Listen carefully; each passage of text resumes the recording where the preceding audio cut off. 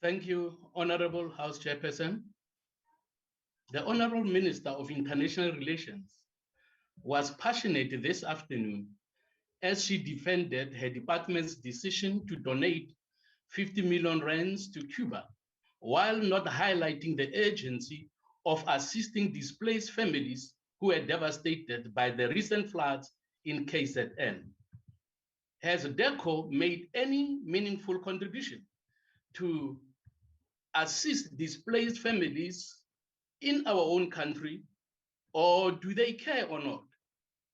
We know that the ANC and Cuba are ideological friends and that Cuba supported the ANC during the armed struggle. But still, we have to remember that charity begins at home.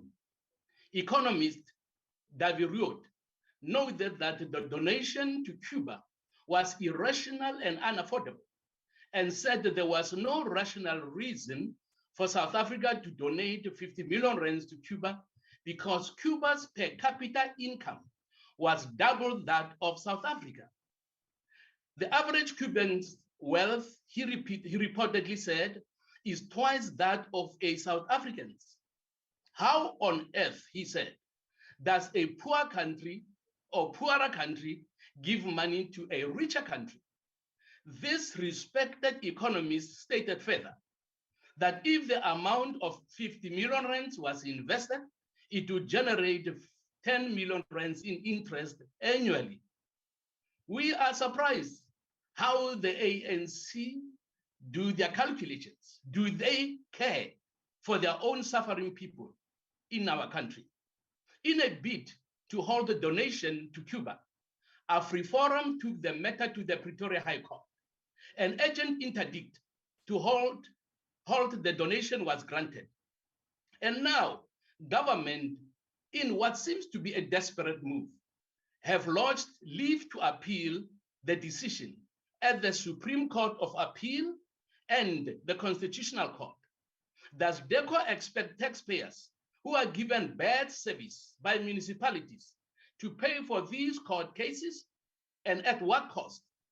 The ACDP does not support this irrational decision of the department that will result in wasted expenditure because they will not win the cases. Facts confirm that the Cuban government does not believe in freedom that the ANC government claims to promote and defend. Neither does the Cuban government believe in democracy for its people. According to the Human Rights Watch 2022 report on Cuba, I quote, "The Cuban government continues to repress and punish virtually all forms of dissent and public criticism. At the same time, Cubans continue to endure a dire economic crisis which impacts their social and economic rights."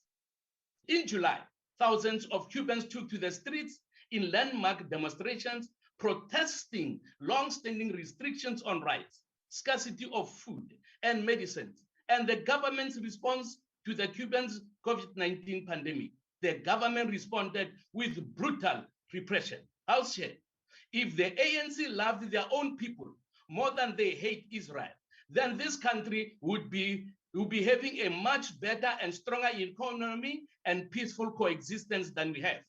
It is hypocritical for the minister to condemn Israel while she failed to stand in solidarity with the international community when they disapproved the invasion of Russia into Ukraine. Why did they refuse to stand with the international community? We believe that the Honorable member, your time is up, Honorable Meshoe.